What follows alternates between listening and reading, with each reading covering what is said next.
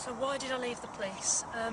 Well, first of all, the bureaucracy and the red tape was getting ridiculous. It was getting worse day by day, if that's possible.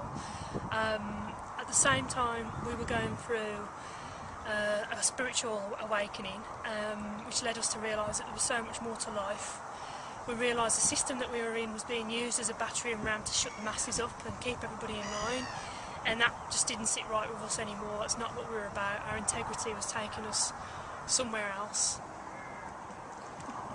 Yeah, Sarah and I between us actually served in the police force for 21 years. Me personally served for 16 years in some of the major cities such as Birmingham and London. But we began to become negative. It began to become a smaller version of the larger control system. It was controlling our lives. We were told when we could eat, when you could sleep. Days off were cancelled for no reason. They tried personally 3 times to bring me back from my honeymoon in the Maldives just to go to court when they didn't really need me. And it was basically getting a bit ridiculous. And when things start to take control of your life, then it's time to move on. Now there was an in-joke that even on my days off I used to take a blue light home with me to put it on my own car. That is how dedicated I was to the job. I joined to help, I joined to serve, and I joined to make a difference. But because of bureaucracy and red tape and government targets and manipulating crime figures, response times, and we basically weren't serving anybody. And when you work for the system that, a judicial system that actually destroys justice, when you have courts that don't impose any punishment, when you have the CPS who are target driven, who won't take anything to court, regardless of the victims or the officer's wishes, because they may lose. The only time CPS will take a case to court these days is when they've got a pretty bang on 100% chance of winning. Otherwise it doesn't go to court, so it reflects all on their figures. So we have a system, a judicial system that destroys justice, the same as we now have universities that destroy education, a government that destroys democracy. You have a national health service that is destroying national health, and all these things just calculated. It makes you think you just want to get out of the system and step outside the box, and it's only once you step outside that box you begin to realise what's actually out there and the potential. We are free spirits. We should not be contained within a box, and we shouldn't be allowed to be told what to do. So if we can do it, there is hope, and more officers who we speak to are just looking for a way out. So if we can do it, then there is hope for the rest of us. Since leaving, we've bumped into ex-colleagues, all have the same sentiment. None of them are happy at work. Everyone says that if they had something else to go to, they would. And I think the purpose of this little video is to just let people know that the awakening is real. It is happening.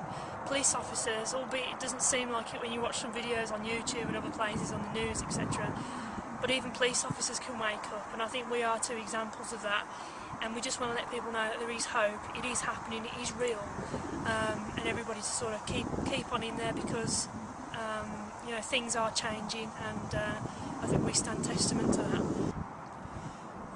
When you actually start to do the job with some thought and not just act like a robot, and start to think what people are saying, it got to the stage when we are being asked to force someone into silence. Someone who was protesting with a valid point was being forced into keeping quiet, and we had to ask ourselves, how can we force this silence but actually empathise and appreciate what that protester is saying? What many officers are not realising at the moment, when they're just blindly hitting people with batons and capping them and stopping them from having a voice, is if you shut the people up, you're next. And and it's worth just bearing that in mind. You know, people have a valid point and they have to be listened to. How can we live in a democracy when no one has a voice? And the only warning I would say to officers is at least think about what you're doing, because as I say, if these protesters get defeated, we're all next.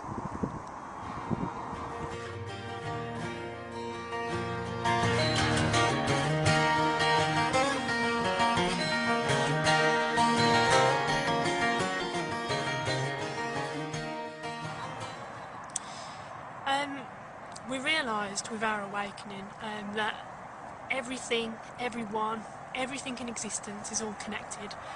That everything is energy, that energy is all one. It can never die, it always has been. It can be changed, it can be manipulated, but it's still all part of the same existence. And each and every one of us is part of the same existence too. So by hurting each other, technically, in our minds, we're hurting a part of ourselves. We're actually hurting ourselves. Everybody's in it together. We need to sort of act that way. And days like today for us are beautiful. We can come out, we can connect with nature, which is a really, really important part, I think, for everybody, because nature, the healing effects of nature are unbelievable.